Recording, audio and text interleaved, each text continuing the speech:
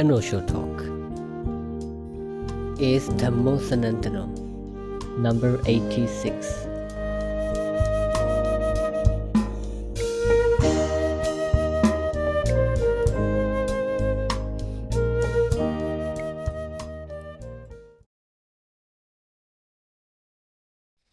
मकान ठट्टिको सेठो सज्जानं चतुरोपदा विरागो सेठो धम्मानं द्विपदानञ्च खुमाम् एसो वमको नथंजो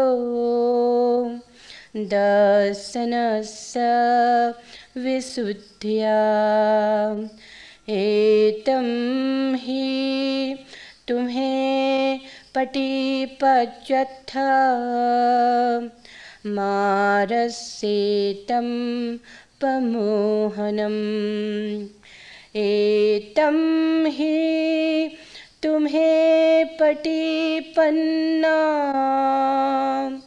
दुःख संतं करिष्यथ अखातो वे मया मग्गो अन्याय सल्लसंथनम् तुम्हें ही किच्चम्मातप्पम् अखातारो तथागता पटिपन्ना पमोखन्ति ध्यायिनो मार्बन्धना।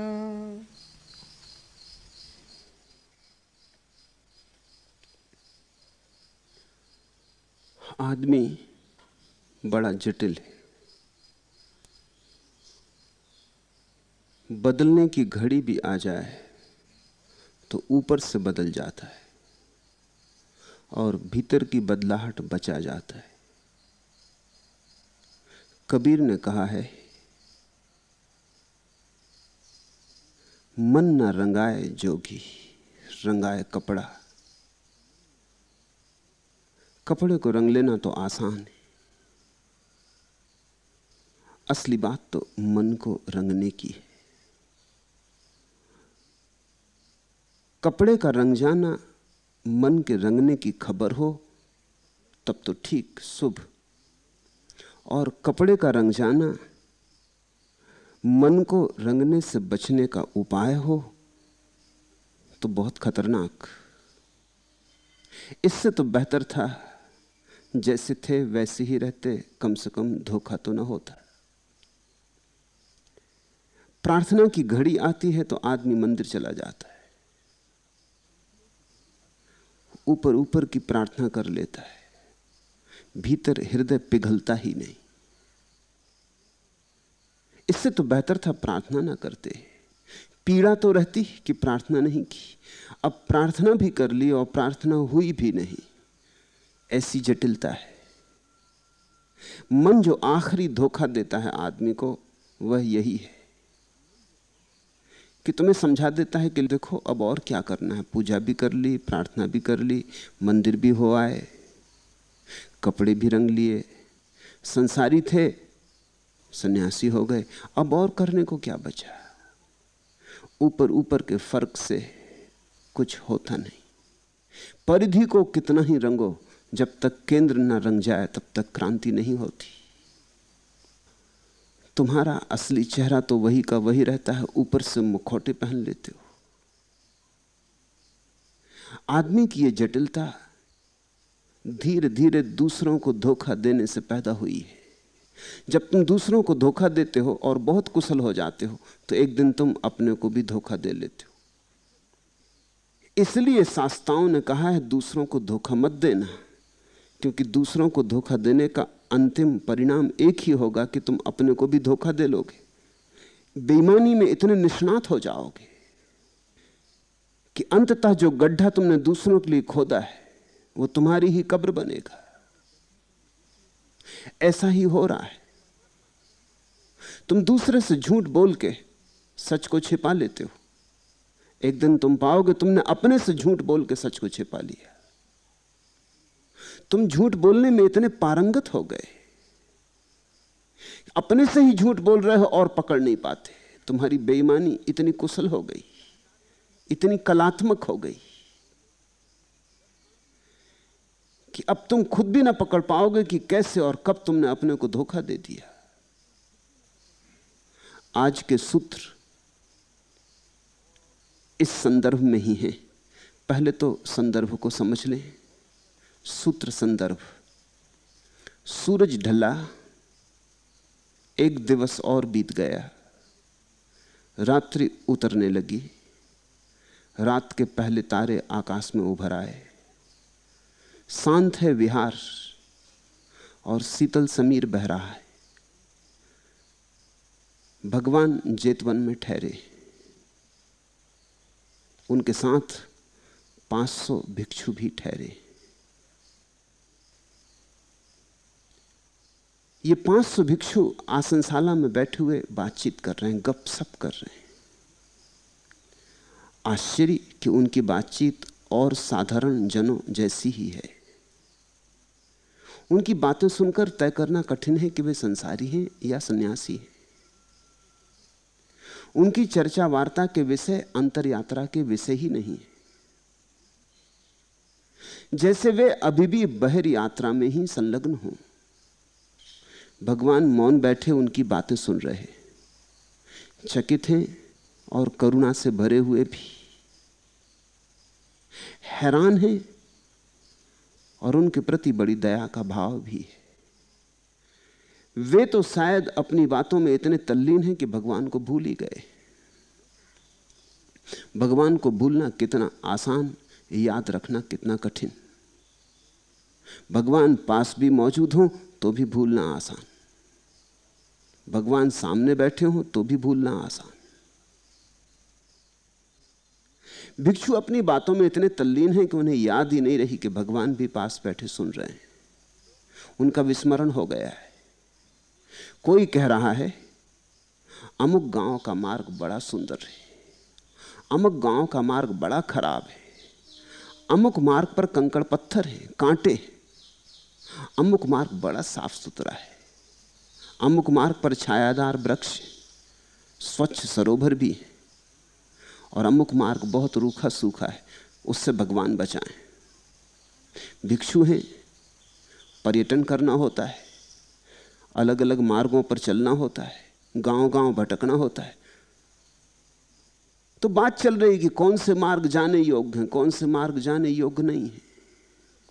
और कोई कह रहा है कि फला नगर का राजा अद्भुत है, बड़ा दानी है, उस नगर का सेठ भी श्रेष्ठ ही है।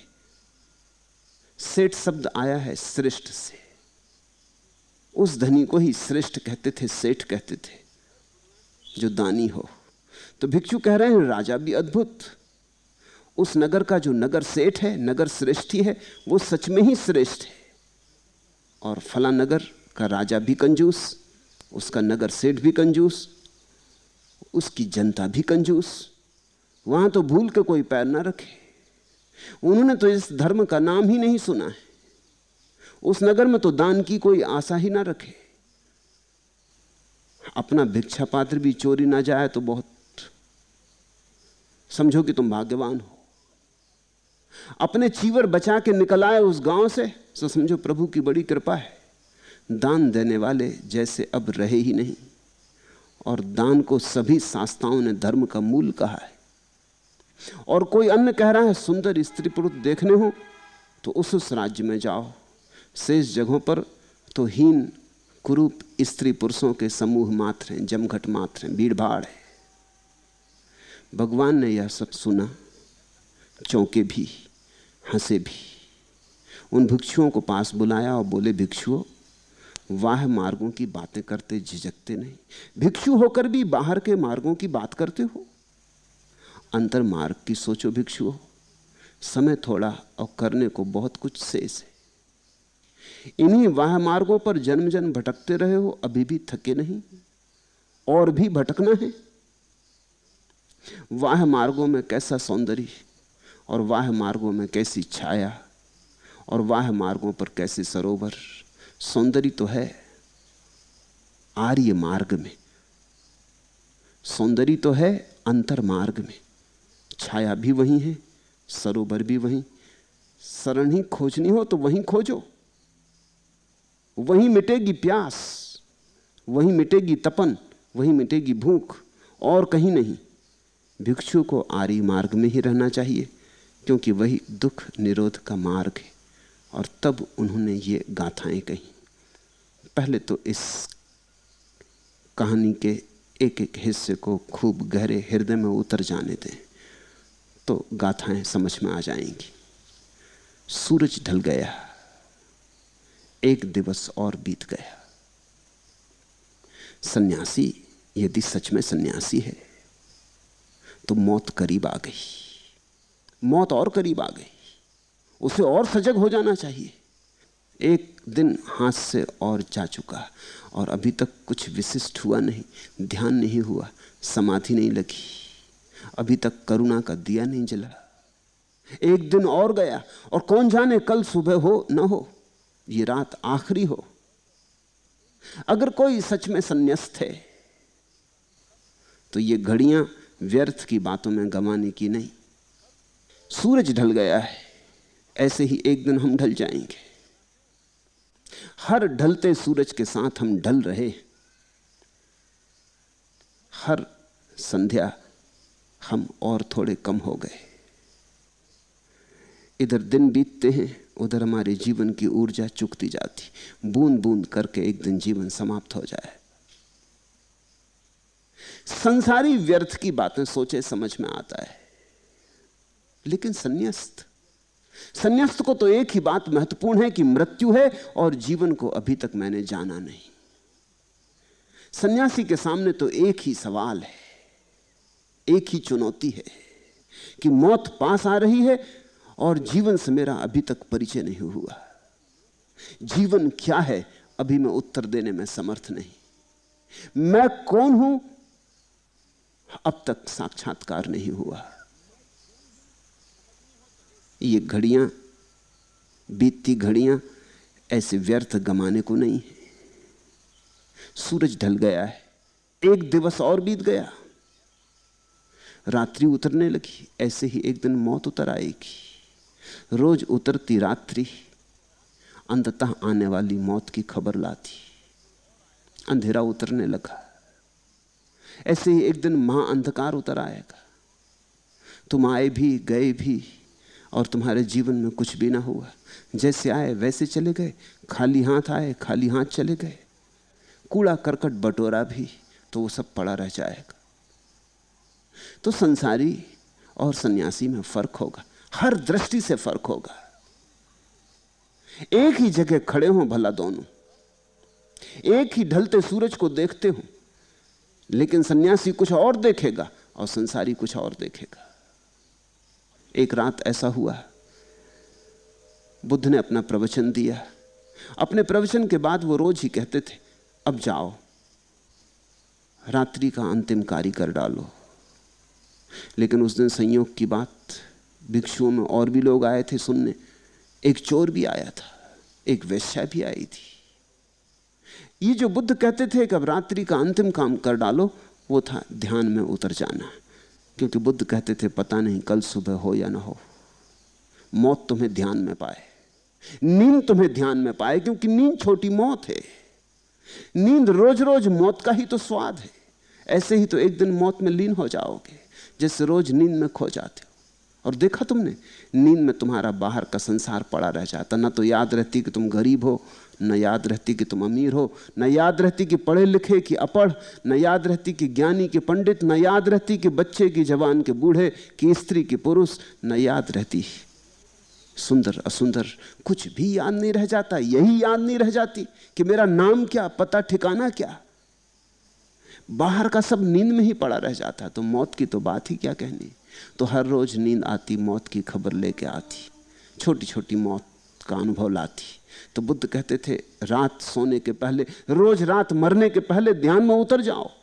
कौन जाने सुबह हो या ना हो, मौत तुम्हें ध्यान में पाए तो जीवन रूपांतरित हो जाएगा, तो फिर दोबारा जन्म ना होगा। अब इसको रोज रोज कहना पड़ता था, इसलिए उन्होंने ये प्रतीक बना लिया था कि भिक्षुओं अब जाओ और रात्रि का अंतिम कार्य कर डालो। भिक्षु तो उठ के ध्यान करने चले गए, चोर चौंका, उसने कहा रात हो गई काफी, ठीक ही कहते कि जाऊं अपने काम में लगूं। चोरी उसका काम था। और वैश्या ने सोचा कि ठीक ही कहते, भगवान इनको पता कैसे चला कि वैश्यागिरी मेरा काम है, रात आ गई अपने काम में लगूं।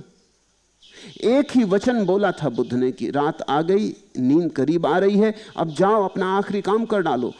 जिन्हें ध्यान करना था वो ध्यान करने चले गए, जिन्हें चोरी करना था वो चोरी करने चले गए, जिन्हें वैश्यागमन करना था वो वैश्यागमन करने चले गए। जो वैश्या थी उसने अपनी दुकान खोल ली, चोर अपने काम पर निकल गया। एक ही वचन, लेकिन अर्थ अनेक हो गए। सूरज ढलता है, आंख तो वही खबर लाती, लेकिन भीतर की चेतना अलग अलग व्याख्या करती। सुना है मैंने, दो आदमी एक झील के किनारे खड़े थे। पूरे चांद की रात थी, चांद ऊपर उठा था, झील में चांद चमक रहा था। एक आदमी कवि था और एक कबाड़ी था। उस कबाड़ी ने ऐसा झील में गौर से देखा और कहा कि अरे एक जूता पड़ा मालूम पड़ता है और एक टीन का डब्बा भी पड़ा है। और उस कवि ने तो अपने सिर में हाथ मार लिया। उसने कहा चांद पड़ा है इस झील में, तुझे चांद नहीं दिखाई पड़ता? आकाश उतरा है इस झील में, तुझे आकाश दिखाई नहीं पड़ता? तुझे दिखाई पड़ रहा है एक जूता और एक टीन का डब्बा। कबाड़ी यानी कबाड़ी। चांद दिखे उसे जिसके पास चांद को देखने की चेतना हो, जिसके पास थोड़ी काव्य की क्षमता हो, जिसके हृदय में थोड़ा सौंदर्य का बोध हो। कबाड़ी को चांद नहीं दिख सकता। कहावत है तिब्बत में कि चोर जेब कट अगर संत के पास भी जाए तो उसकी नजर संत की जेब पर होती, चाहे जेब खाली ही क्यों ना हो। संत पर नजर नहीं पड़ती। हम वही देखते हैं जो हम हैं, हम वैसा ही देखते हैं जो हम हैं। सूरज ढल गया तो बुद्ध चाहते कि इस अपूर्व घड़ी को, सूरज की ढलने की घड़ी को, उनके सन्यासी, उनके भिक्षु शांत मौन बैठकर अपने जीवन के ढलने के प्रवाह को देखें इस घड़ी में। तुम जान के जरूर चकित होगे कि इस देश में हमने सदा से प्रार्थना को संध्या का नाम दिया है। क्यों दिया है? संध्या प्रार्थना का क्षण। एक दिन बीत गया और एक रात आ गई। एक और दिवस गया भीड़ भाड़ का, उपद्रव का, कर्म का, आपाधापी का, और एक छोटी मौत द्वार पर खड़ी है। इन दोनों के बीच प्रार्थना कर लो। संध्या का अर्थ है दिवस और रात्रि के बीच के क्षण। ये क्षण प्रार्थना बन जाए। इसलिए धीरे धीरे इस देश में तो संध्या शब्द ही प्रार्थना का पर्यायवाची हो गया। ऐसे ही सुबह रात बीत गई, एक मौत गई, फिर तुम उठे, आपाधापी की दुनिया फिर शुरू होगी। ये जो रात और दिन के बीच का थोड़ा सा काल है, ये संध्या। ये जो मध्य की संधि, संधि से बना संध्या, ये जो बीच का थोड़ा सा अंतराल है, इस बीच के अंतराल, इस बीच की संधि का उपयोग कर लो। और इसका बड़ा बहुमूल्य अर्थ है। जब तुम्हारा चित्त जागरण से नींद में उतरता है या नींद से जागरण में आता है, तो जैसे गाड़ी में गियर बदलते हैं, ठीक ऐसी ही घटना घटती है। एक क्षण को जब तुम गियर बदलते हो, एक गियर से दूसरे गियर में कार को डालते हो, तो एक क्षण को कार किसी भी गियर में नहीं रह जाती, न्यूट्रल से गुजरती। ठीक ऐसे ही जब दिन भर बीत गया और दिन भर की चेतना शांत होने लगी और रात की चेतना उठने लगी, तो एक क्षण को न तुम जागे होते न तुम सोए होते। एक क्षण को, जरा सी संधि है, उस संधि में तुम देह के भीतर ही नहीं होते, उस संधि में तुम अपने स्वभाव में होते हो। काश उस संधि को तुम जाग कर देख लो तो संध्या हो गई। उस संधि को तुम ठीक से पहचान लो तो तुम मुक्त हो जाओगे। रोज आती ये घड़ी और रोज हम चूकते चले जाते, जन्मों जन्मों से आती ये घड़ी और हम चूकते चले जाते। हमारे चूकने में हमारी कुशलता अपूर्व है। सूरज ढल गया, एक दिवस और बीत गया, रात्रि उतरने लगी, रात के पहले तारे उभर आए, शांत है विहार। संध्या हो गई तो पक्षी भी चुप हो गए, वृक्ष भी सोने की तैयारी करने लगे। आदमी पक्षियों और वृक्षों से भी गया बीता है। पक्षियों ने भी पंख सिकोड़ लिए, अपने अपने घोंसलों में दुपक कर बैठ गए। रात की तैयारी होने लगी। वृक्षों ने भी अपने पत्ते ढीले छोड़ दिए, फूल बंद हो गए, मौत का इंतजाम होने लगा। लेकिन आदमी है कि लगा है। अगर संसारी हो तो ठीक, क्षमा कर दो, लेकिन सन्यासी भी लगा है, व्यर्थ की बातों में लगा है। शांत थे ये क्षण, शीतल समीर बह रहा था, इस मौके का तो उपयोग कर लेना चाहिए। सोचो उस घड़ी को, उस दृश्य को आंखों में बन जाने दो, उस दृश्य में थोड़ी देर जियो, तो ही ये सूत्र जीवित हो पाएंगे, तो ये गाथाएं पुनर्जीवित हो जाएंगी। तब तुम इन्हें ऐसे ही सुन पाओगे जैसे तुम मौजूद रहे हो। यही मैं चाहता हूं कि तुम फिर मौजूद हो जाओ उस जगह। सांझ, पहले तारे निकलने लगे, रात उतरने लगी, शीतल हवा बहती, पशु पक्षी सब शांत हो गए, वृक्षों ने भी अपनी आंखें बंद कर ली, सोने की तैयारी करने लगे। और ये भिक्षु और भगवान की मौजूदगी फिर भी संध्या में ना उतरे, फिर भी प्रार्थना में ना उतरे। ये संसारी ही थे। इन्होंने चीवर पहन लिए थे भिक्षु के, इन्होंने गैरिक वस्त्र धारण कर लिए थे, इन्होंने दुकानदारी छोड़ दी थी, मगर ऊपर ऊपर छूटी थी, भीतर दुकानें खुली थी।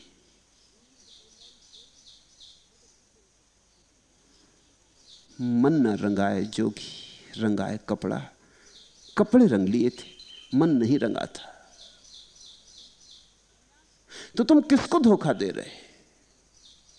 तुम अपने को ही धोखा दे रहे। भगवान जेतवन में ठहरे हैं, 500 भिक्षु आसनशाला में बैठे हुए बातें कर रहे हैं। पहली तो बात, भिक्षुओं को मौन होना चाहिए, जहां तक बन सके मौन होना चाहिए, जितना बन सके मौन होना चाहिए। जितनी घड़ियां मौन में बीत जाएं उतना शुभ। पहली तो बात भिक्षुओं को करनी नहीं चाहिए जब तक कि अनिवार्य ना हो जाए। भिक्षुओं को मितभाषी होना चाहिए, टेलीग्राफिक। जितने शब्द बिल्कुल जरूरी हों बस उतने ही बोलने चाहिए, उससे ज्यादा नहीं। तुम टेलीग्राम देने जाते ना पोस्ट ऑफिस, तो कितना सोच विचार करते हो, क्योंकि 10 शब्द ही भेजने हैं, सब काट छांट कर देते हो, जो बेकार शब्द है निकाल देते हो, 10 शब्द बना लेते हो। यही तुम पत्र लिखने बैठते हो तो फिर फिक्र नहीं करते, 10 पेज लिख डालते हो। और तुमने एक चमत्कार की बात देखी कि 10 शब्दों वाले तार का जो प्रभाव होता है वो 10 पेज वाले पत्र का नहीं होता।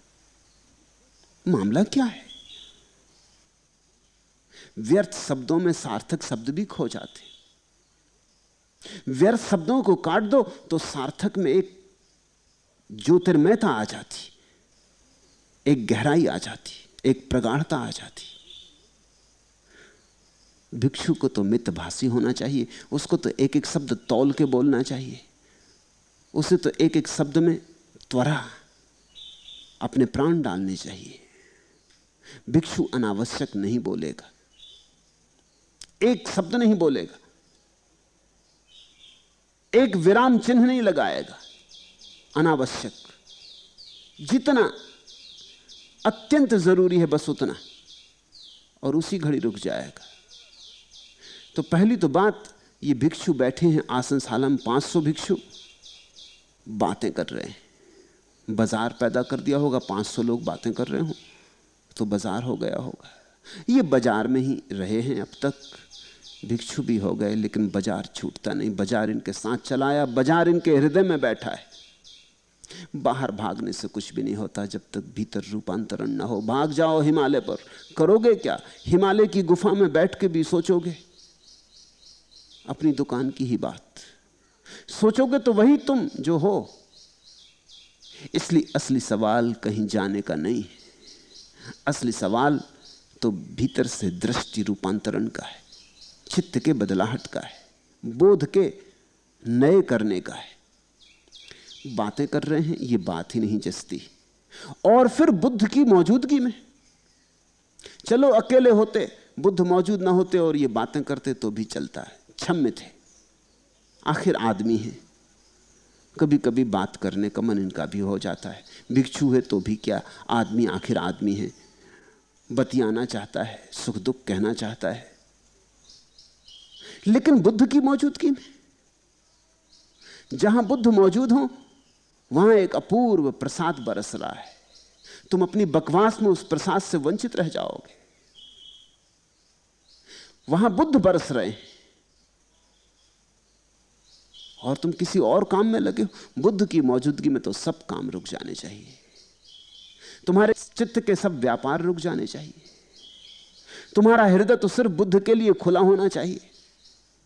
बुद्ध की मौजूदगी में तो वैसे ही होना चाहिए जैसा तुमने सूरजमुखी का फूल देखा ना, जिस तरफ सूरज होता है उसी तरफ घूम जाता है। शिष्य को तो गुरु की तरफ सूरजमुखी का फूल जैसा हो जाना चाहिए।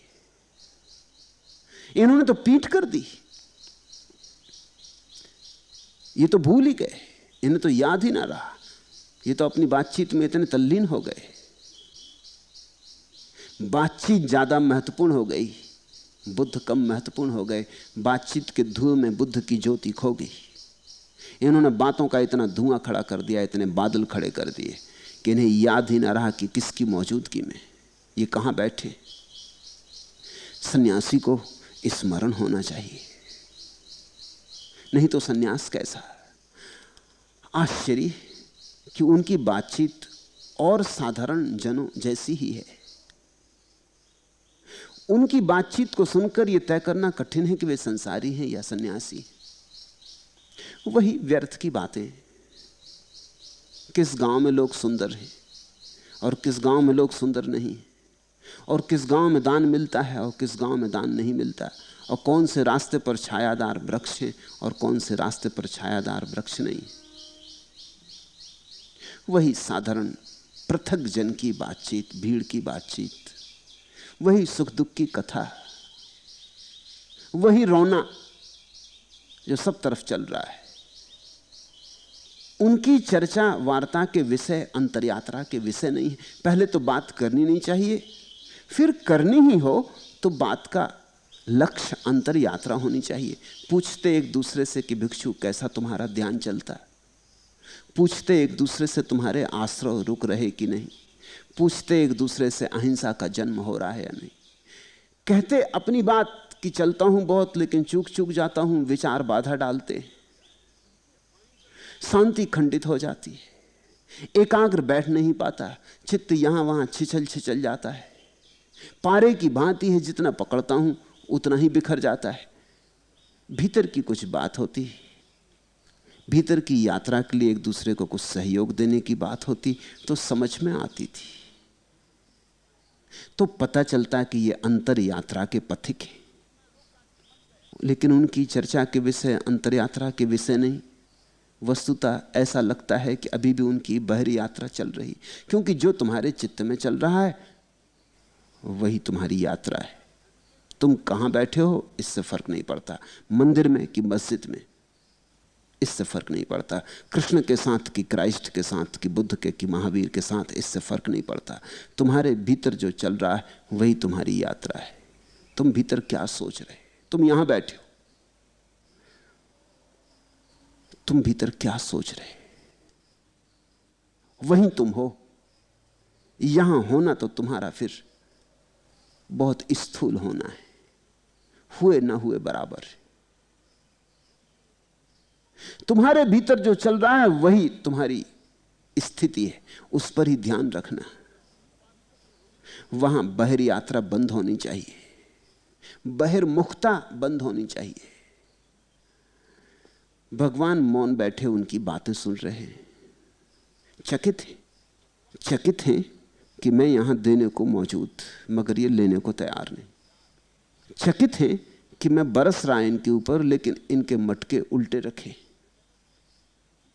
कि मैं इन्हें भरे दे रहा हूं लेकिन इनकी मटकियों में छिद्र है, वो सब बहा जा रहा है। कि मैं रोज रोज इन्हें जगा रहा हूं और ये रोज रोज सोए जा रहे हैं।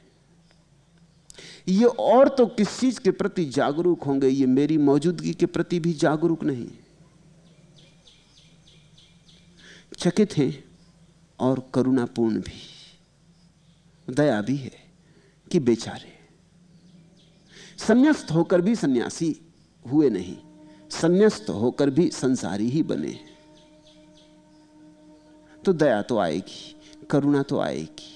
निंदा नहीं है, किसी सद्गुरु के मन में कभी निंदा नहीं होती। जब तुम भूल भी करते हो तब भी उसके हृदय में दया होती। जब तुम उसके विपरीत भी जाते हो तब भी तुम्हारे लिए प्रार्थना करता है। जब तुम उससे शत्रुता साध लेते हो तब भी उसकी अनुकंपा में कोई भेद नहीं पड़ता। वे तो शायद अपनी बातों में इतने तल्लीन हैं कि भगवान को भूल ही गए। भगवान को भूलना कितना आसान, याद रखना कितना कठिन है। लोग कहते हैं भगवान को जानना है, लोग कहते हैं भगवान कहां है, लोग कहते हैं भगवान दिखला दो, दर्शन करा दो। लेकिन भगवान अगर तुम्हारे सामने भी खड़ा हो तो तुम दर्शन न कर पाओगे, तुम्हारी आंखें बंद हैं। भगवान तुम्हारे कानों के पास चिल्लाए चीखे तो तुम सुन न पाओगे, तुम्हारे कान बंद हैं। तुम्हारे भीतर इतना शोरगुल है, तुम अपने शोरगुल को सुनोगे कि भगवान की आवाज सुनोगे? उसकी आवाज बड़ी धीमी है। भगवान चिल्लाता नहीं, फुसफुसाता है। उसकी आवाज में आक्रमण नहीं है।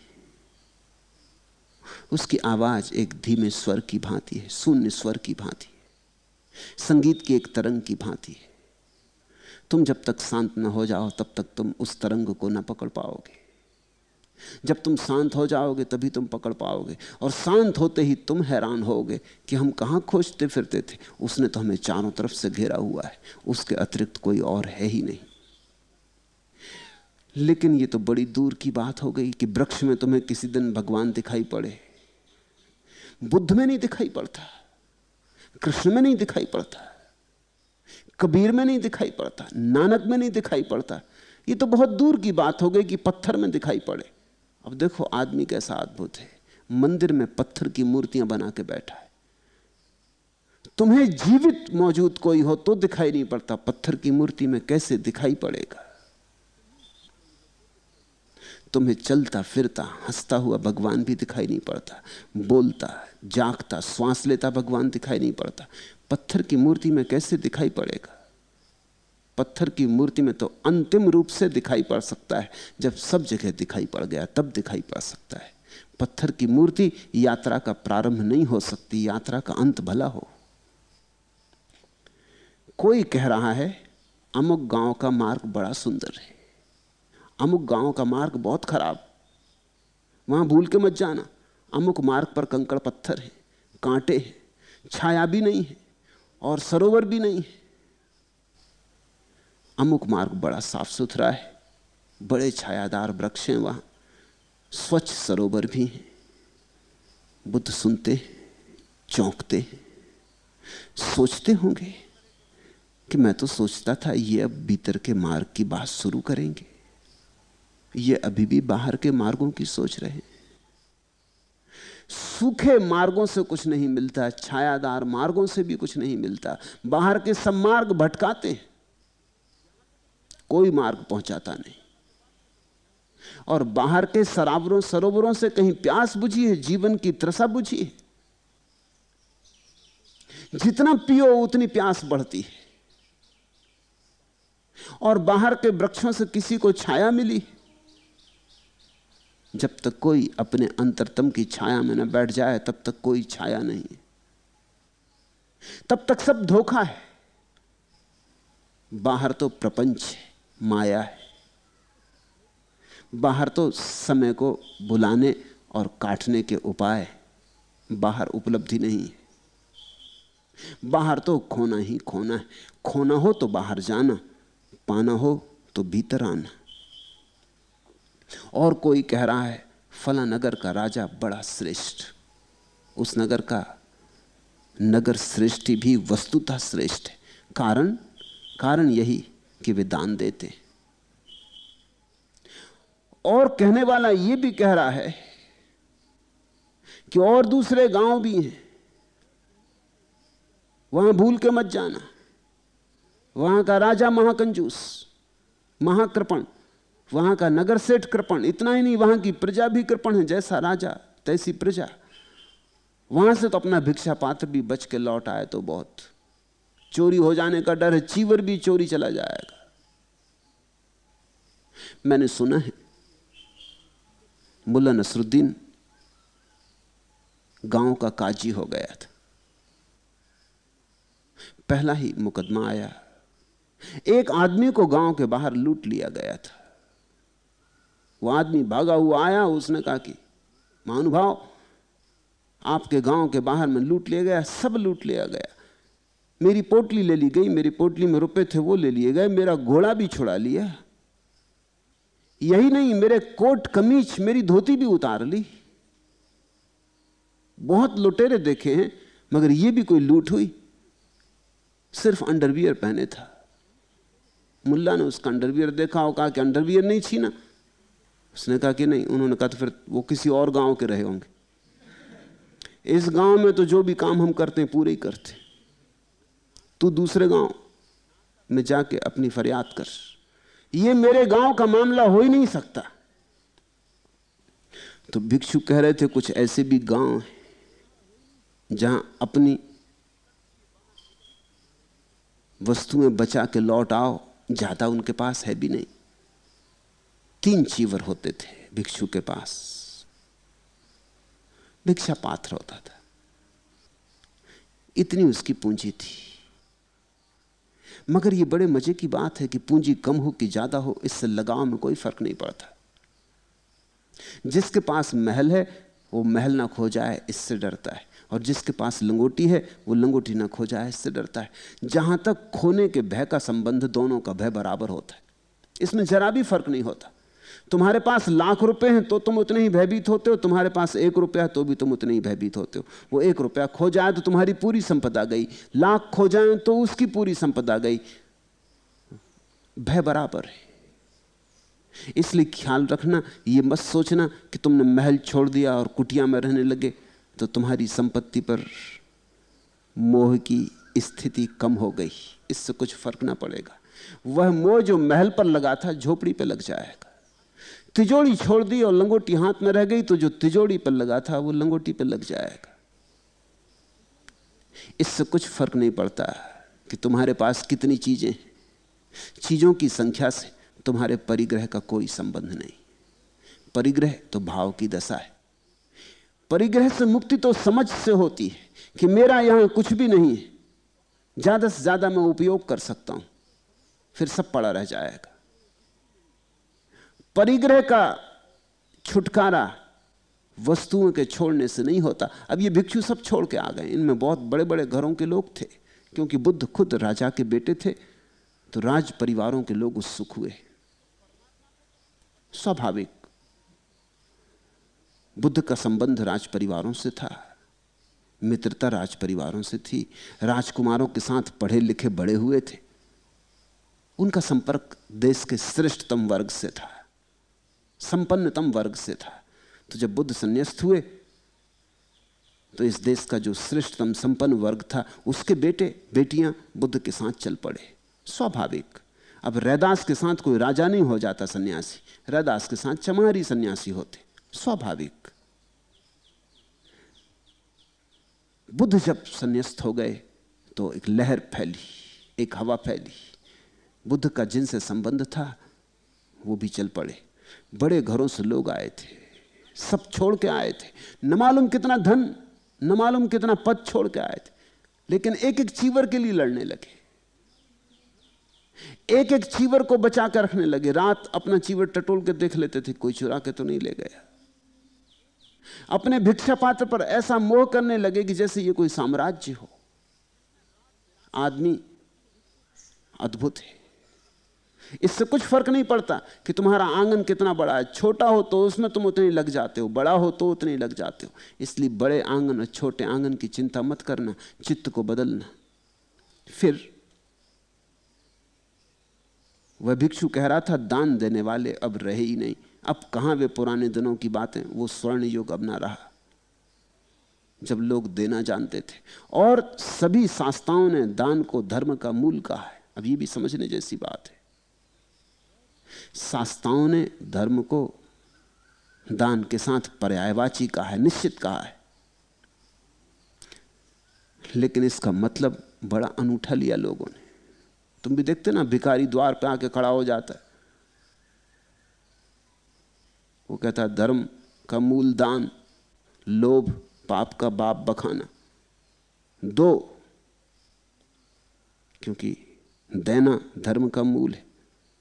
अगर दो तो धार्मिक, अगर ना दो तो अधार्मिक।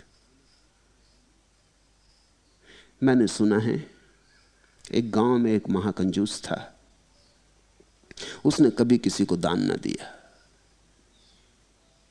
एक मंदिर बन रहा था तो लोगों ने सोचा कि चलो एक बार और कोशिश कर लें, आखिरी कोशिश है ये, अब दोबारा इसके घर कभी ना जाएंगे। कभी उसने किसी को दिया ही ना था, फिर भी एक कोशिश कर लेनी जरूरी है, एक और कोशिश सही, एक आखिरी प्रयत्न। वे गए, उन्होंने बड़ी दान की महिमा समझाई और वो थोड़े थोड़े उस प्रभावित भी हुए, प्रसन्न भी हुए, प्रफुल्लित भी हुए, क्योंकि कंजूस उत्सुक दिखाई पड़ रहा था, उसकी आंखों में थोड़ा भाव मालूम हो रहा था। उन्हें लगा कि शायद आज जो कभी नहीं हुआ हो जाएगा। कंजूस को बहुत प्रभावित देख के उन्होंने कहा कि अब बोलिए आप कितना दान देते हैं, आप उत्सुक भी दिखाई पड़ रहे हैं, हम धन्यभागी। कंजूस ने कहा दान नहीं नहीं, मैं भी तुम्हारे साथ चलता हूं। तुम्हारी बात से मैं उत्सुक हो गया, प्रभावित हो गया, मैं भी अब दान ही मांगूंगा। ये फिजूल की बात है, दूसरा काम क्यों करना। जब दान इतनी बड़ी बात है तो क्या दुकानदारी में पड़े रहना, अब मैं भी दान ही मांगूंगा। दान को धर्म का मूल कहा था, भिखमंगों के लिए नहीं। ये तो कुछ उल्टी बात हो गई। जिनके पास है वो देने में राजी हों, इसके लिए कहा था। जिनके पास नहीं है वो छीनने को तत्पर हो जाएं, इसके लिए नहीं कहा था। देने का एक मजा हो। जरूर दान धर्म है, क्योंकि देने में धर्म है, जो हो देना। लेकिन भिखारियों ने इसको अपना शास्त्र बना लिया। इस देश में जो इतने भिखारी पैदा हो गए उसका कारण यही। उन्होंने कहा कि देना पड़ेगा ही, क्योंकि दान तो धर्म है। नहीं दिया तो पापी हो, नरक में सड़ोगे। देखते हो ना, अगर भिखारी को न दो तो वो गालियां देता जाता है, वो नरक में भेजने का उपाय करता जाता है और बिल्कुल आश्वस्त है कि तुम नरक में पड़ोगे। उसने तुम्हें एक मौका दिया था दान देने का। ये तो कुछ उल्टी बात हो गई। धर्म के साथ अक्सर ऐसा हुआ है, कहा कुछ जाता है, हो कुछ जाता है, उल्टा हो जाता है। कहा था देने वाला दे, ये तो लेने वाला लेने को उत्सुक हो गया। ये बात की उल्टी परिणति हो गई। भिक्षु बड़े उत्सुक हैं। जहां दान मिलता है कहते हैं वहां श्रेष्ठ जन, और जहां दान नहीं मिलता वहां अश्रेष्ठ जन। लेकिन उनकी नजर क्या है? तुम्हारी नजर में भी धन का ही मूल्य है। जो दे देते हैं वो श्रेष्ठ, और जो नहीं देते वो श्रेष्ठ नहीं। तो तुम ऊपर से लगते हो कि धन को छोड़ा है, लेकिन धन को अभी छोड़ा नहीं। देखते ना, किसी महात्मा का व्याख्यान चल रहा हो और कोई धनपति आ जाए तो व्याख्यान भी बीच में रुक जाता है।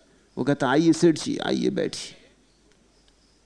मैं छोटा था तो मेरे गांव में कोई भी महात्मा आया तो मैं सुनने जाता था। ये बात देख के मैं बड़ा हैरान हुआ कि एक बात में सब महात्मा राजी थे कि गांव के जो सेठ थे, बड़े सेठ, वो कभी भी समय पर तो आते नहीं थे। बड़े आदमी कहीं समय पे आते।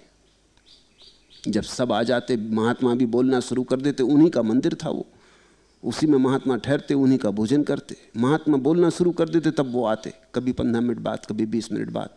महात्मा तत्क्षण रुक जाते, कहते आइए सेठ जी आइए। मैं एक दफ़ा उनके मंदिर में सुनने गया था, ब्रह्म चर्चा चल रही थी और एकदम सेठ जी बीच में आ गए। तो महात्मा जी ने कहा आइए सेठ जी आइए बैठिए। मैं खड़ा हुआ, मैंने कहा कि मैं कुछ समझा नहीं, मालूम होता ब्रह्म से भी कोई बड़े आ गए। ये ब्रह्म की चर्चा चल रही थी, ये सेठ जी कौन है और सेठ का यहां बीच में आने का प्रयोजन क्या है, और तुम्हें यह देखने की जरूरत क्या है कि कौन आदमी बीच में आया। पीछे आए हैं तो बैठेंगे, लेकिन आगे बुला के बिठाना, बोलने को रोक देना, यह मेरी समझ में नहीं आता है किस तरह की ब्रह्म चर्चा चल रही। लेकिन ऐसा ही चलता है। जिनको तुम महात्मा कहते हो उनका ध्यान भी धन पर ही लगा है। धन है तो मूल्य है, धन नहीं है तो निर्मूल्य हो गया सब। ये भिक्षु भी दान की ही बात सोच रहे हैं। जो दान देते हैं वो श्रेष्ठ, जो इन्हें देते हैं वो श्रेष्ठ, जो नहीं देते वो अश्रेष्ठ। ये कोई कसौटी नहीं हो सकती। और इस कसौटी से सिर्फ एक ही बात पता चलती है कि इनका मन अभी भी धन में उलझा है। और कोई अन्य कह रहा था सुंदर स्त्री पुरुष देखने हो तो उस राज्य में जाओ। सारी शिक्षा यही है कि मनुष्य देह नहीं है। अब देह में सौंदर्य और असौंदर्य की बात सोचना बड़ी साधारण जन की बात है। मनुष्य के भीतर जो है वो निराकार है, अरूप है, निर्गुण है। उसकी तलाश में आए, लेकिन नजर अभी भी चमड़ी पर लगी, कौन सुंदर कौन असुंदर, तो अभी भी सपनों में खोए, अभी भी कुछ अंतर नहीं पड़ा है, अभी भी संसार चल रहा है, ठीक अपनी जगह चल रहा है। भगवान ने यह सब सुना, स्वभावतः चौंके। उन भिक्षुओं को पास बुलाया और बोले, भिक्षुओं, वाह मार्गों की बातें करते झिझकते नहीं, शर्म नहीं आती, संकोच नहीं होता, लज्जा नहीं लगती? थोड़ा सोचो, क्या तुम कह रहे हो, किस लिए कह रहे हो? क्योंकि जो भी कहा जाता है उसके भीतर कारण है, अकारण कुछ भी नहीं। तुमने अगर कहा कि सुंदर स्त्री पुरुष, तो तुम्हारे भीतर अभी भी रूप की वासना है। तुमने अगर कहा धन देने वाले, दान करने वाले श्रेष्ठ पुरुष, तो तुम्हारे भीतर धन की अभी भी कामना है। और तुमने कहा छायादार वृक्ष, साफ सुथरे रास्ते, सरोवरों से भरे हुए मार्ग, तो तुम्हारे भीतर अभी भी सुविधा का आग्रह है। और सुविधा या सौंदर्य या संपत्ति, इनको मूल्य न देने के लिए तो तुम संन्यास्त हुए हो कि इनको अब मूल्य नहीं देना है, अब किसी और बड़े मूल्य को खोजना है, परम मूल्य को खोजना है। इनकी तरफ पीठ करो, अब अपने घर की तरफ चलो। अंतर मार्ग की सोचो भिक्षुओं।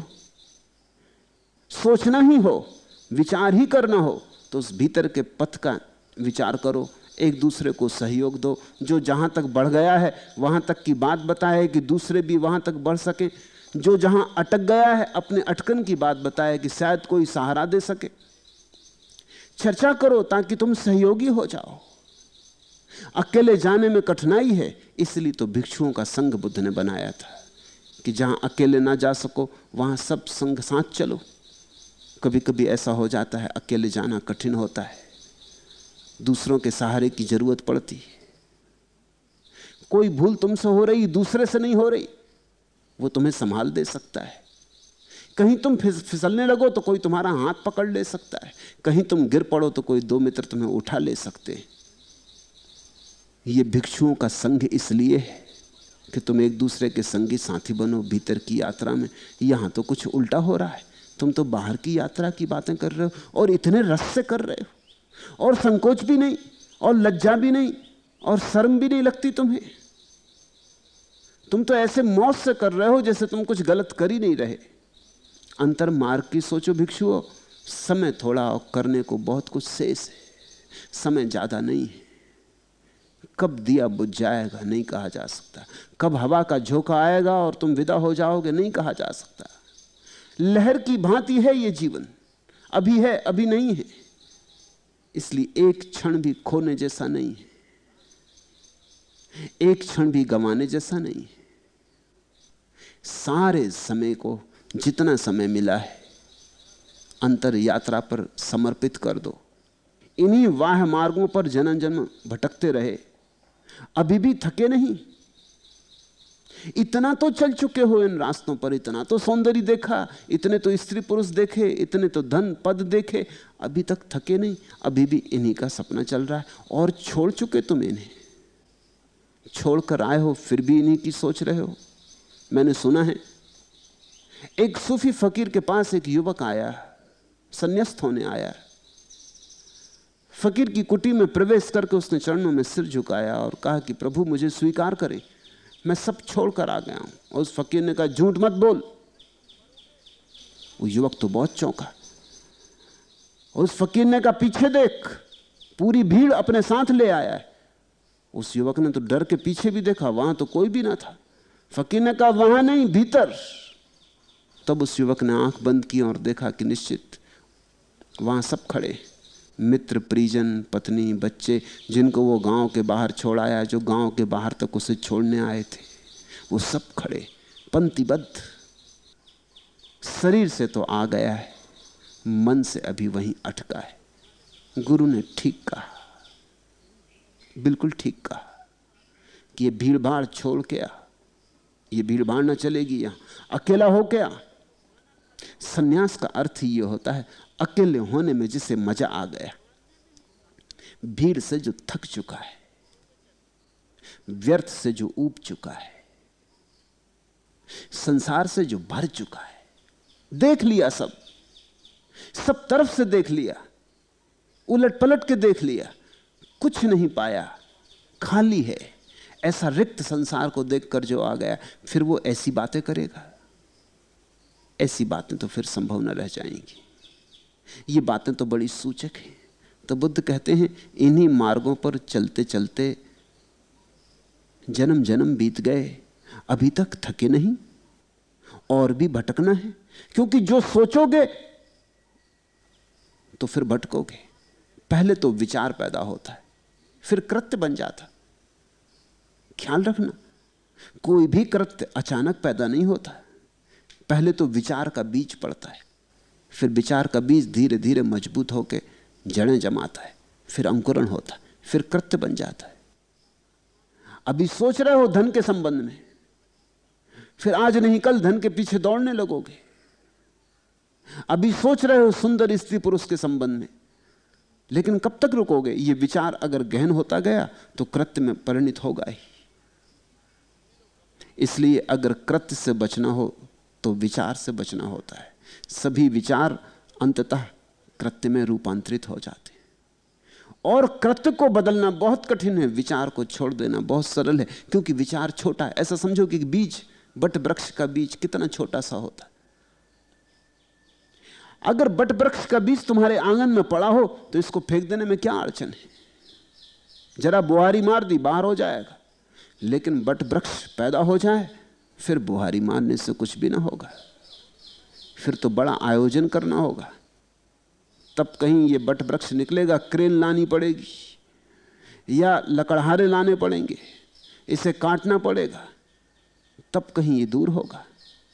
और ये जो भीतर कृत्य के वृक्ष बड़े हो जाते हैं, इनकी जड़ें तुम्हारे प्राणों में फैल जाती, ये तुम्हारे चित्त को सब तरह से आच्छादित कर लेते। इनको उखाड़ना अपने को तोड़ने जैसा होता, बड़ा पीड़ादायी है।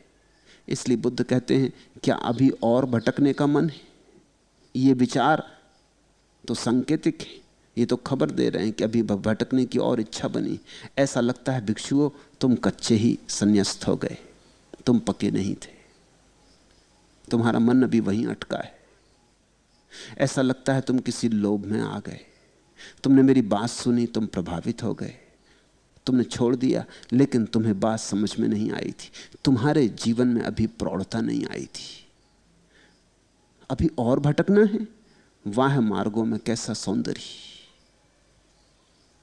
वाह मार्गों में कैसी छाया, वाह मार्गों पर कैसे सरोवर। बुद्ध की सारी चेष्टा, पूरे जीवन, कोई 42 वर्ष बोधि के बाद वे लोगों को समझाते रहे।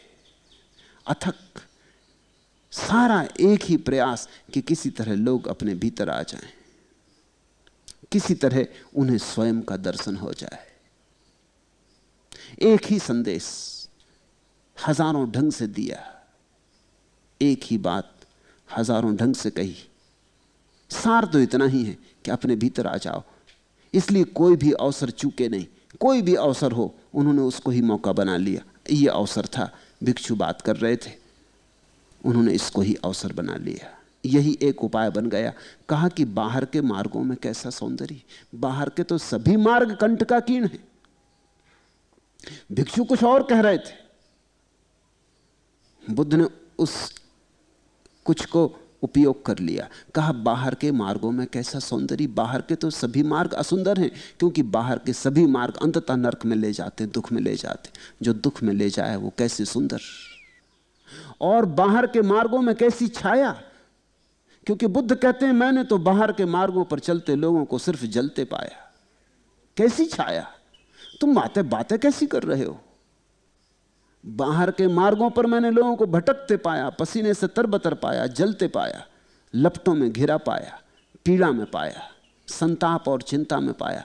बाहर के मार्गों पर कैसी छाया और बाहर के मार्गों पर कैसे सरोवर। किसी को कभी तृप्त होते देखा है, किसी की प्यास बुझते देखी। सिकंदर की नहीं बुझती जिसके पास सब है, सम्राटों की नहीं बुझती जिनके पास सब है। बुद्ध ये कह रहे हैं कि मेरी नहीं बुझी थी, मेरे पास सब था। मैं पागल थोड़ी को सबको छोड़कर चला आया। देखा कि नहीं बुझती। बाहर के मार्गों पर सरोवर नहीं है।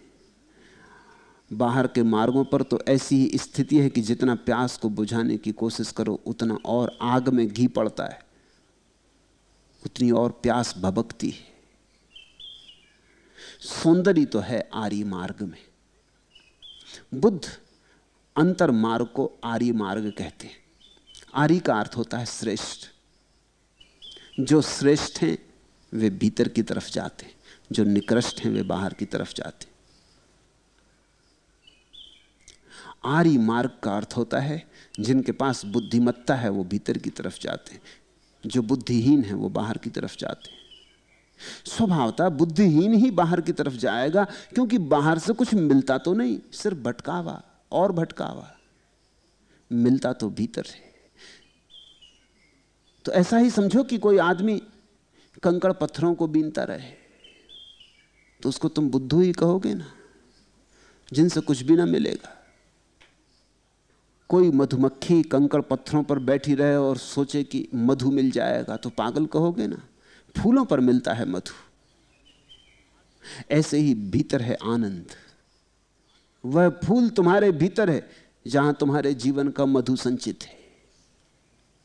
तुम्हारा भौरा जब भीतर उड़ेगा, भीतर गुनगुन करेगा और भीतर के कमल पर बैठेगा, तब तुम भरोगे रस से, तब रसधार बहेगी। तो बुद्धिमान तो भीतर की तरफ जाता, बुद्धिहीन बाहर की तरफ जाता। इसलिए भीतर की यात्रा को बुद्ध कहते हैं आर्य मार्ग, श्रेष्ठ जन का मार्ग। यहां आर्य से आर्य जाति का कोई संबंध नहीं है। यहां आर्य से श्रेष्ठ शब्द का प्रयोजन है। छाया है आर्य मार्ग में, सरोवर भी वही है। वहीं शरण खोजो, वहीं मिटेगी प्यास, और कहीं नहीं।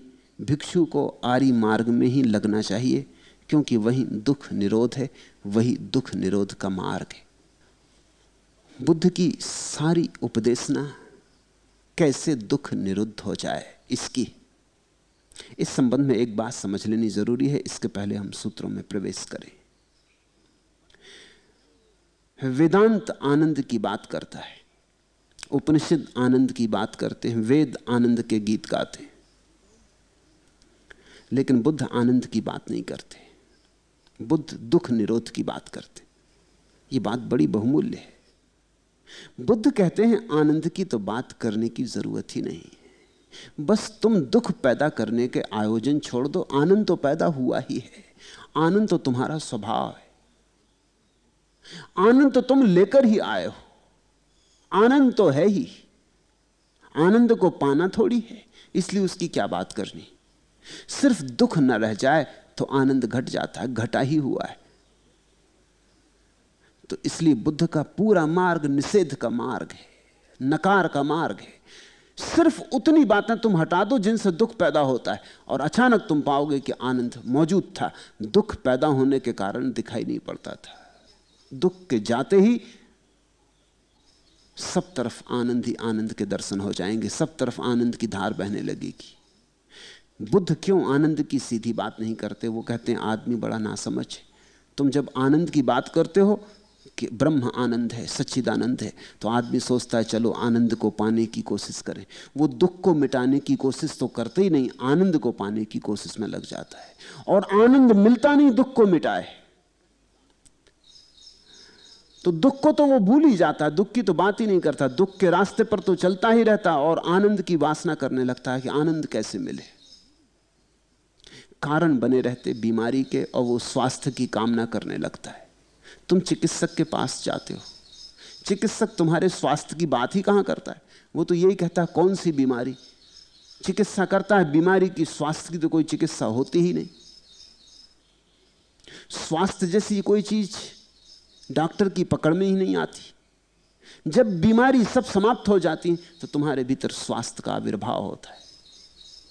स्वास्थ्य लाया नहीं जा सकता, सिर्फ बीमारी हटाई जा सकती। इसलिए बीमारी का निदान है, इसलिए बीमारी का इलाज है। तो बुद्ध तो कहते हैं मैं चिकित्सक हूं, उनकी पकड़ बड़ी वैज्ञानिक है। वो कहते हैं ये बीमारियां हैं, इन बीमारियों को हटा देना है, ये रही औषधि। बीमारी हट जाएगी, घटेगा स्वास्थ्य, आनंद प्रकट होगा। ऐसा ही समझो कि एक झरना है पानी का और एक चट्टान उसके मार्ग पर अड़ी है। चट्टान हटा दो, झरना बह उठेगा। चट्टान मत हटाओ और बैठ के करो पूजा और प्रार्थना की, झरना बहे, झरना नहीं बहेगा।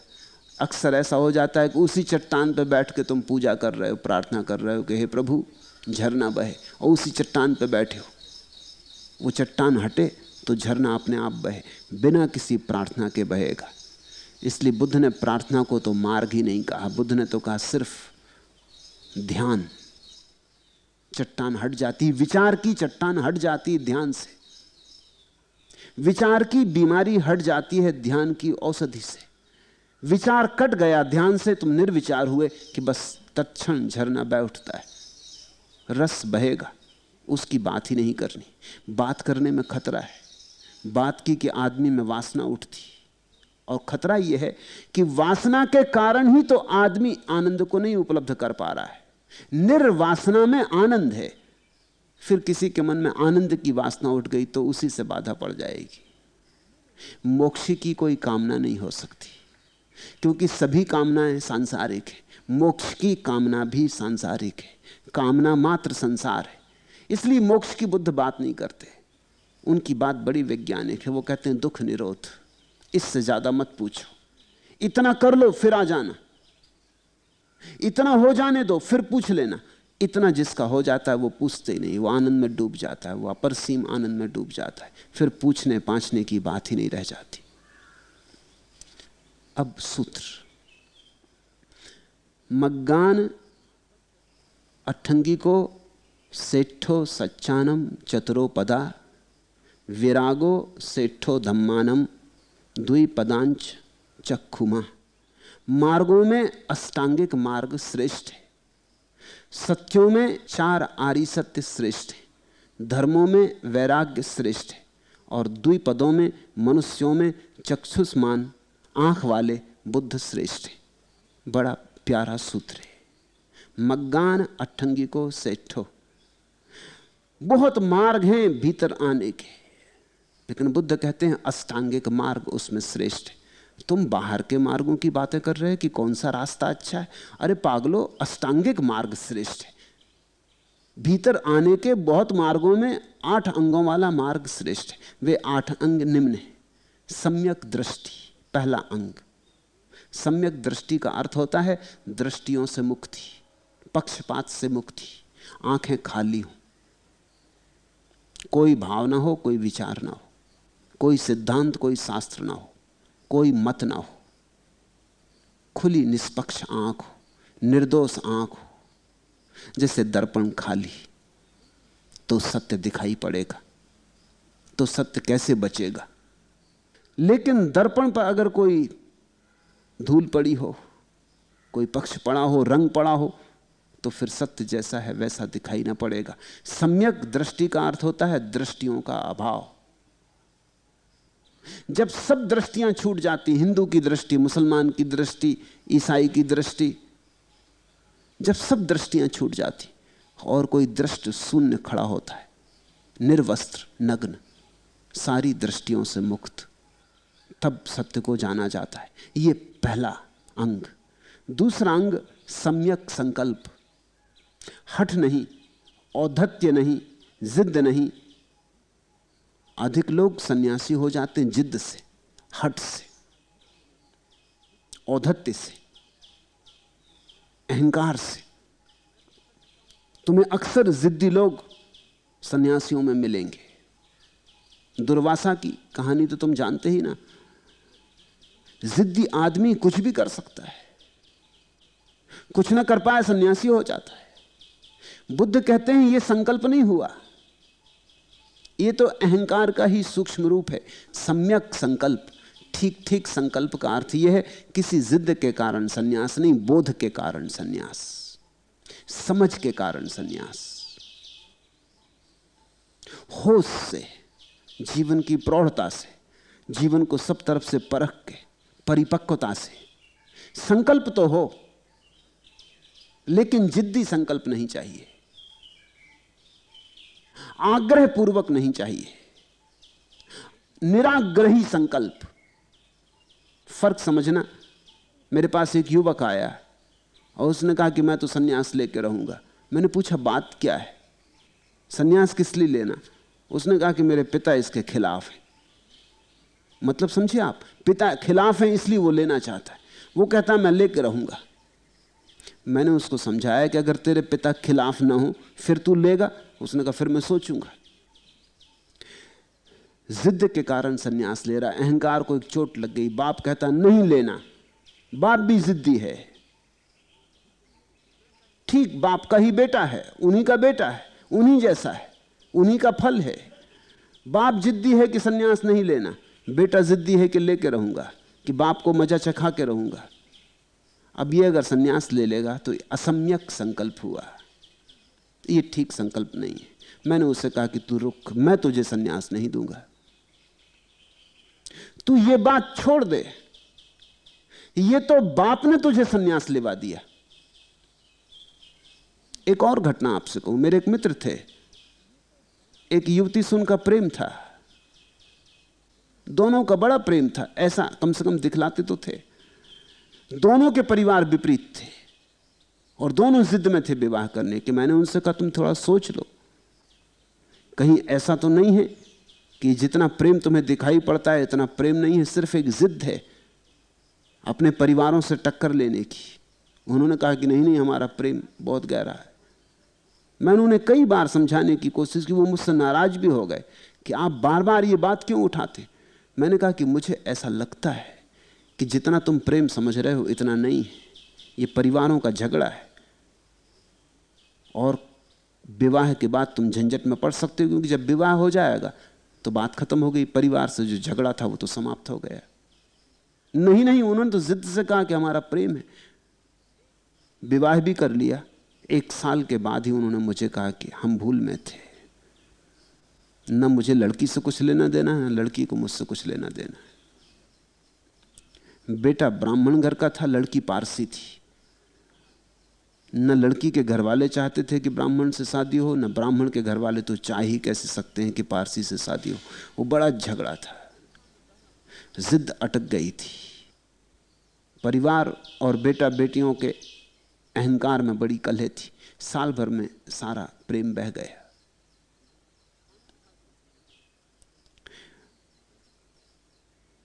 जब प्रेम बह गया तो अड़चनें शुरू हो गई। जो झगड़ा परिवार से चल रहा था वो आपस में चलने लगा। झगड़े प्रवृत्ति के तो थे ही। पहले माँ बाप से लड़ रहे थे, अब तो कोई बात ही ना रही। माँ बाप अलग ही पड़ गए। उन्होंने ठीक है भूल ही गए कि जब तुमने शादी कर ली तो अलग हो जाओ। अब जो झगड़ा माँ बाप से लगा था वो झगड़ा एक दूसरे के प्रति लगने लगा। उस युवक ने आत्महत्या की 6 साल के भीतर। शराबी हो गया और आत्महत्या तक बात पहुंच गई। ख्याल रखना, बुद्ध हमेशा अपने भिक्षुओं को कहते थे सम्यक संकल्प, किसी हट के कारण नहीं, अपने बोध से, समझ से, आंतरिक उत्साह से लेना। तीसरा अंग है सम्यक वाणी। बुद्ध कहते थे जो जाने वही बोले और जैसा जाने वैसा ही बोले, जरा भी अन्यथा ना करे। और जो बोलने योग्य हो वही बोले, असार ना बोले, क्योंकि बोलने से बड़ी उलझनें पैदा होती। जीवन व्यर्थ के जालों में फंस जाता है। तुम जरा ख्याल करना कितनी झंझटें तुम्हारे बोलने की वजह से पैदा हो जाती हैं। किसी से कुछ कह बैठे, झगड़ा हो गया, झंझट बनी। काश तुम अपने बोलने को थोड़ा न्यून कर लो तो तुम्हारे जीवन की 90% झंझटें तो कम हो जाएं। इस दुनिया में जितने मुकदमे चल रहे हैं, झगड़े चल रहे हैं, सिर फोड़े जा रहे हैं, वो असम्यक वाणी के कारण। बुद्ध कहते थे जिसे स्वयं को जानना है उसे जितनी कम झंझटें जीवन में पैदा हों उतना अच्छा है। चौथा सम्यक कर्मांत, व्यर्थ के कामों में ना उलझो। वही करो जिसके करने से जीवन का सार मिले, क्योंकि शक्ति सीमित है और समय सीमित है। हम में से अधिक लोग तो कुछ ना कुछ करने में लगे रहते हैं। हम खाली बैठना जानते ही नहीं। कुछ करने को ना हो तो हमें बड़ी बेचैनी होती, तो हम अपनी बेचैनी को करने में उलझाए रखते। ना मालूम क्या क्या आदमी करता रहता है। तुम अगर खाली बैठे हो कमरे में तो तुम कुछ ना कुछ करोगे। उठ के खिड़की खोल दोगे, अखबार पढ़ने लगोगे, रेडियो चलाओगे, कुछ ना कुछ करोगे। कुछ ना मिलेगा सिगरेट पीने लगोगे, कुछ ना कुछ करोगे। व्यस्त रहने में हम अपने पागलपन को छिपाए रहते। बुद्ध ने कहा इस तरह की व्यस्तता महंगी है।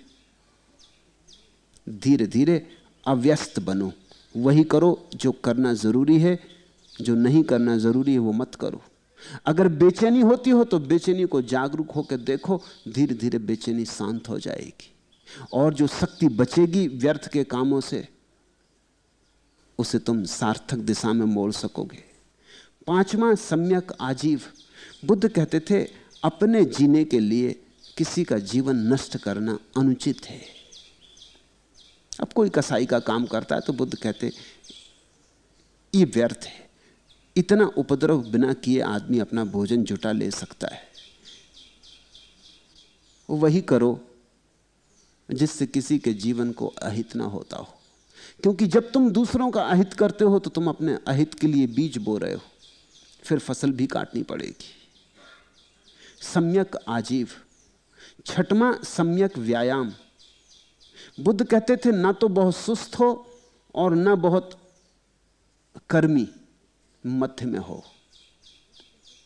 ना तो आलसी बन जाए और ना बहुत कर्मठ, क्योंकि आलसी कुछ भी नहीं करता और कर्मठ व्यर्थ के काम करने लगता है। मध्य में चाहिए सम्यक व्यायाम, जीवन की ऊर्जा सदा संतुलित हो। और सातवां बुद्ध का अंग है सम्यक स्मृति, सम्यक ध्यान। होश रखकर जिए, स्मरण पूर्वक जिए। मैं क्या कर रहा हूं इसे देखते जानते हुए करे। क्रोध उठे तो क्रोध के प्रति भी अपने होश को सावधानी से देखता रहे कि ये क्रोध उठा, ये क्रोध मुझे पकड़ रहा है। अब ये क्रोध मुझसे कह रहा है मार दो इस आदमी के सिर में डंडा। इस सब को देखता रहे और तुम चकित होगे कि अगर तुम देखने में थोड़े सावधान हो जाओ तो जो व्यर्थ है वो अपने आप होना बंद हो जाएगा और जो सार्थक है वही होगा। धीरे धीरे ये स्मृति तुम्हारे 24 घंटे पर फैल जाएगी। उठते बैठते तुम जागे जागे चलोगे। और एक ऐसी घड़ी आती है कि रात सोए भी रहोगे तब भी तुम्हारे भीतर जागरण की धारा बहती रहेगी। एक सूत्र शुभ्र ज्योति की भांति तुम्हारे भीतर जागा रहेगा। वही तो कृष्ण ने कहा है कि जब सब सो जाते तब भी योगी जागता। या निशा सर्वभूतायाम तस्याम जागृति संयमी, जागा रहता है। इसका मतलब ये नहीं कि संयमी सोते नहीं, चलता कमरे में बैठा रहता, अनिद्रा का बीमार रहता, ऐसा मतलब नहीं। इसका मतलब इतना है कि नींद शरीर पर होती, भीतर चैतन्य का दिया जलता रहता है। सम्यक स्मृति का अर्थ है जब 24 घंटे पर तुम्हारा ध्यान फैल जाए, बोध फैल जाए, तब तुम्हारी परिधि में जागरूकता आ गई। और फिर अंतिम घड़ी है 8वां अंग, सम्यक समाधि। बुद्ध समाधि में भी कहते हैं सम्यक, ठीक समाधि। गैर ठीक समाधि उसे कहते हैं जिसे आदमी बेहोशी में पाता है। तुमने देखा होगा कि कोई योगी जमीन में छिप जाता, 6 महीने के लिए समाधि ले लेता, वो समाधि नहीं, उसको बुद्ध कहते हैं असम्यक समाधि। वो तो बेहोशी में पड़ा रहा। जैसे मेंढक छिप जाता जमीन में और पड़ा रहता गर्मी के दिनों में आधा मुर्दा, बस नाम मात्र को जीवित। फिर वर्षा आएगी, फिर मेंढक में प्राण आ जाएंगे। ऐसा ही योगी अपनी श्वास को रोककर मूर्छा में पड़ जाता है। उसे पता ही नहीं कि वो क्या कर रहा है। 6 महीने पड़ा रहेगा, लोगों को चमत्कार भी मालूम पड़ेगा। 6 महीने बाद जब वो उठेगा तो लोग बड़े चमत्कार से भर जाएंगे, बड़ी श्रद्धा और पूजा करेंगे। लेकिन ये कोई समाधि नहीं है, ये तो अपने शरीर और अपने मन के साथ एक तरकीब, अपने को मूर्छित करने की योजना। इससे कोई सत्य को कभी नहीं जान पाया है। ऐसा होता तो मेंढक कभी के सब सत्य को उपलब्ध हो गए होते। ऐसा साइबेरिया में सफ़ेद रीछ होते हैं, वो भी यही करते हैं, 6 महीने के लिए मुर्दे की तरह पड़ जाते। श्वास बिल्कुल ठहर जाती। तो श्वास की तरकीब है ये। इस तरकीब से कुछ समाधि का संबंध नहीं है। सम्यक समाधि का अर्थ है होश पूर्वक स्वयं के केंद्र पर विराजमान हो। ये 2 अंतिम चरण सर्वाधिक महत्वपूर्ण हैं। सम्यक स्मृति परिधि पर, जीवन के कर्म की जो परिधि है, करते उठते बैठते चलते बात करते मिलते होश रखे। फिर धीरे धीरे यही होश केंद्र पर आने लगेगा। फिर धीरे धीरे आंख बंद करके भीतर होश का दिया जलता रहे, उसी दिए के साथ तुम एक हो जाओगे। होश पूर्वक स्वयं में प्रविष्ट कर जाना सम्यक समाधि। इसको आर्य अष्टांगिक मार्ग बुद्ध ने कहा। बुद्ध ने कहा, भिक्षुओं, मग्गान अष्टांगी को सेठो। अगर श्रेष्ठ मार्ग की ही बात करनी, अरे तो पागलो, आर्य अष्टांगिक मार्ग की बात करो। इतना तो तुम्हें समझाया है। ये तुम किन मार्गों की बात करते? सच्चानम चतुरोपदा। अगर सच्चे श्रेष्ठ लोगों की बात करनी है तो 4 आर्य सत्यों की बात करो, जो मैंने तुम्हें बार बार समझाए हैं कि दुख है, कि दुख के कारण है, कि दुख के कारणों से मुक्त होने के उपाय हैं, कि दुख से मुक्त होने की अवस्था है, दुख निरोध की अवस्था है, निर्वाण। इनकी चर्चा करो। विरागो सेठो धम्मानम। अगर श्रेष्ठ धर्म की बात करनी है तो विराग की बात करो। ये क्या राग की बात कर रहे हो? विरागो सेठो धम्मानम, वैराग्य श्रेष्ठ धर्म है। विराग के गीत गाओ, एक दूसरे को विराग समझाओ, एक दूसरे के जीवन में विराग लाओ, एक दूसरे को धीरे धीरे समझ इतनी गहरी करो कि जहां जहां राग के बंधन टूट जाएं, विराग की स्वतंत्रता उपलब्ध हो। द्वि पदांच चक्षुमा। और ये आखिरी बात तो बड़ी अद्भुत है। बुद्ध कहते हैं, सुंदर स्त्री पुरुषों की बात कर रहे हो? सौंदर्य तो केवल एक घटना में घटता है, द्वि पदांच चक्षुमा। उसमें सौंदर्य घटता है इन 2 पैरों वाले जानवर में, आदमियों में। वही सुंदर है जिसके पास आंखें, जो आंखों को उपलब्ध हो गया, जो चक्षुष्मान हो गया। और तो सब अंधे हैं। जो बुद्ध हो गया, जिसके भीतर ध्यान की आंख खुल गई, वही सुंदर है। और तो सब असुंदर ही है, और तो सब लाशें हैं, और तो सब मांस मज्जा है, और तो सब आज नहीं कल मिट्टी में गिरेंगे और खो जाएंगे। दुई पदांच चक्षुमा। आंख वालों की चर्चा करो। बुद्ध ये कह रहे हैं कि मैं यहां बैठा तुम्हारे सामने आंख वाला, तुम अंधों के सौंदर्य की बात कर रहे हो। एसोव मग्गो नथंजो दस्सनस विशुद्धिया एतम ही तुम्हें पटिवज्जत मारसेथम पमोहम। दर्शन की विशुद्धि के लिए यही मार्ग है, दूसरा मार्ग नहीं। इसी पर तुम आरूढ़ हो, यही मार्ग को मूर्छित करने वाला है। इसी से तुम्हारा शैतान मन हारेगा, अन्यथा नहीं हारेगा। तुम अपने शैतान मन को तो बड़े उपाय दे रहे हो, बाहर की बातें कर रहे हो, इससे तो शैतान मन और मजबूत होगा। मार बुद्ध परंपरा में शैतान के लिए दिया गया नाम है। शैतान तुम्हें मार रहा है, प्रतिपल मार रहा है, शैतान तुम्हें मारे डाल रहा है। और ये शैतान कोई बाहर नहीं, तुम्हारा मन है। ये मन तुम्हें बाहर ले जाता है, भटकाता है। इस मन से सावधान हो। ऐसो मग्गो नथंजो दस्सनस विशुद्धिया। ऐसे जागोगे तो धीरे धीरे तुम्हारे भीतर दर्शन की विशुद्धि पैदा होगी। तुम्हारे पास विशुद्ध आंखें आएंगी। उन विशुद्ध आंखों से सत्य जाना जाता है, जिया जाता है, फिर जीवन रसधार बहती। एतम ही तुम्हें पटिपन्ना दुख संत करिसथ। अक खातो वे मगा अक खातो वे मया मग्गो अंजनाय सलंथनम। इस मार्ग पर आरूढ़ होकर तुम दुखों का अंत कर दोगे। शल्य समान दुख का निवारण करने वाला जानकर मैंने इस मार्ग का तुम्हें उपदेश किया है। बुद्ध कहते हैं, मैं कोई दर्शन शास्त्री नहीं हूं, मैं कोई दार्शनिक नहीं हूं, मैं तो एक वैद्य हूं। मैंने ये मार्ग तुम्हें कहा है सिर्फ इसलिए कि इसके द्वारा तुम दुखों के निरोध को उपलब्ध हो जाओगे, तुम्हारी बीमारियां छूट जाएंगी, तुम स्वस्थ हो जाओगे। अक खातो वे मया मग्गो। मैंने तो इसीलिए सिर्फ ये उपदेश दिया है अष्ट अंगों वाले मार्ग का, 4 आरी सत्यों का, आंख वाले बुद्धत्व को पाने का, कि तुम दुख के पार हो जाओ। तुम्हें ही किंचम आतप्पम अखतारो तथागता पटिपन्ना पमोखंती झाइनो मार बंधना। और उद्योग तो तुम्हें ही करना है, तथागत का काम तो उपदेश करना है। इस मार्ग पर आरूढ़ होकर ध्यान परायण पुरुष मार के बंधनों से मुक्त हो जाते। ये बुद्ध के बड़ी प्रसिद्ध सूक्तियों में से एक है, तुम्हें ही किंचम आतप्पम। चलना तो तुम्हें ही होगा, मैं तो सिर्फ इशारा कर सकता हूं। जाना तो तुम्हें ही होगा, मैं तो सिर्फ मार्ग की तरफ इंगित कर सकता हूं। बुद्ध पुरुष तो केवल इशारा करते, और तो क्या कर सकते।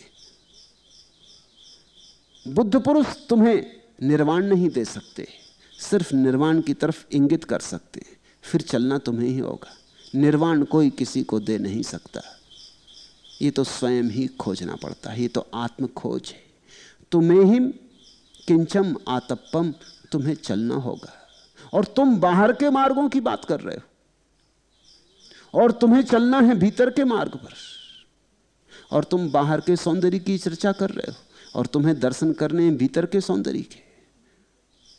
तुम मुझ पर भरोसा करके मत बैठो, मैं तुम्हें न ले जा सकूंगा। अखतारो तथागता। मैं तो सिर्फ जो मैंने जाना है, जैसे मैंने जाना है उतना तुमसे कह दूंगा। फिर यात्रा तो तुम्हें ही करनी होगी, चलना तो तुम्हें ही होगा। तुम्हारे ही पैरों से चलना होगा, तुम्हारी ही आंखों से तुम्हें देखना होगा। मेरे खाए तुम्हारा पेट न भरेगा, और न मेरे देखे तुम्हारा दर्शन खुलेगा। मेरे चले तुम कैसे चलोगे। इस सत्य की यात्रा पर प्रत्येक को अपने ही पैरों से जाना होता है। ये यात्रा बड़ी अकेली है, एक एक की है। हां, बुद्ध पुरुष इशारा कर सकते, नक्शा दे सकते, समझा सकते, क्योंकि जहां से वे चले हैं उन मार्गों की तुम्हें खबर दे सकते हैं। पटिपन्ना पमोखंती झाइनो मार बंधना। इस मार्ग पर अगर तुम आरूढ़ हो जाओ, इस भीतर के मार्ग पर तुम ध्यान परायण हो सको, तो मार के बंधनों से मुक्त हो जाओगे। तो ये मन तुम्हारा जो शैतान की तरह तुम्हें बाहर भटका रहा है, इससे तुम्हारा छुटकारा हो सकता है, लेकिन चलना होगा, श्रम करना होगा। और ये ऊर्ध्व गमन है, जैसे पहाड़ पर कोई ऊपर चढ़ता है, ये कष्ट साध्य है। पहाड़ से कोई नीचे उतरता है, इतना कष्ट साध्य नहीं है। इसलिए तो वासना आसान है, समाधि कठिन है। वही ऊर्जा वासना में जाती है, वही ऊर्जा समाधि में, लेकिन समाधि कठिन है, क्योंकि समाधि में ऊपर की तरफ यात्रा करनी होती और वासना में नीचे की तरफ। जैसे पत्थर को धक्का दे दो पहाड़ पर, अपने आप फिसलता हुआ, गिरता हुआ, लुढ़कता हुआ खाई खंडकों में पहुंच जाएगा। लेकिन इतना सा धक्का देने से पहाड़ की चोटी पे नहीं पहुंच जाएगा। चोटी पर तो ले जाने में श्रम करना होगा, पसीना बहेगा। इस श्रम करने के कारण ही बुद्ध ने अपने मार्ग को श्रमण कहा है। भारत में दो संस्कृतियां हैं, एक संस्कृति का नाम ब्राह्मण संस्कृति, एक संस्कृति का नाम श्रमण संस्कृति। दोनों का मौलिक भेद इतना ही है। ब्राह्मण संस्कृति की मान्यता है कि प्रभु के प्रसाद से मिलता है सब। तुम प्रार्थना करो, प्रभु की अनुकंपा होगी तो मिलेगा। श्रमण संस्कृति का कहना है कोई प्रभु नहीं है देने वाला, तुम श्रम करो तो मिलेगा। इसलिए ब्राह्मण संस्कृति में प्रार्थना केंद्रीय है और श्रमण संस्कृति में ध्यान केंद्रीय है। सुनते हो बुद्ध कहते हैं पटिपन्ना पमोखंती झाइनो मार बंधना। इस मार्ग पर आरूढ़ होकर ध्यान परायण पुरुष। हिंदू संस्कृति या ब्राह्मण संस्कृति कहती है ईश्वर परायण बनो, बुद्ध कहते हैं ध्यान परायण बनो। ईश्वर कहाँ है? किसी दूसरे के सहारे मत बैठे रहो, कोई तुम्हें मुक्त करने ना आएगा। उठो, तुम्हारे ही पैरों पर भरोसा करो, अपने आत्मबल को जगाओ, अपने आत्मविश्वास को जगाओ। अपो दीपो भव, अपने दिए बनो। बुद्ध कहते हैं मैंने तो सार सूत्र कह दिए, इशारे बता दिए। अब तुम ये मत सोचो कि इन इशारों को सुन लिया तुमने तो पहुंच गए। समय मत गमाओ, समय थोड़ा है। व्यर्थ की बातों में मत पड़ो और बाहर के मार्गों की चर्चा में मत उलझो, क्योंकि जिस चर्चा में तुम उलझोगे आज नहीं कल उस मार्ग पर चल पड़ोगे। भीतर के मार्ग की चर्चा करो, भीतर के मार्ग के संबंध में विमर्श करो, भीतर के मार्ग के संबंध में एक दूसरे से समझो। कोई तुमसे 2 कदम आगे गया, कोई 2 कदम पीछे है। इस भीतर के मार्ग की, इस भीतर के मार्ग पर खड़े हुए वृक्षों की, इस भीतर के मार्ग पर बने हुए सरोवरों की, इनकी बातें करो। बुद्ध ने एक छोटी सी घटना को एक बड़े महत्वपूर्ण उपदेश का आधार बना लिया। बुद्ध ने ऐसी ही छोटी छोटी घटनाओं को बड़े अद्भुत प्रसंगों में बदल दिया है। बुद्ध जैसे पुरुष मिट्टी को छूते हैं तो सोना हो जाता है। आज इतना ही।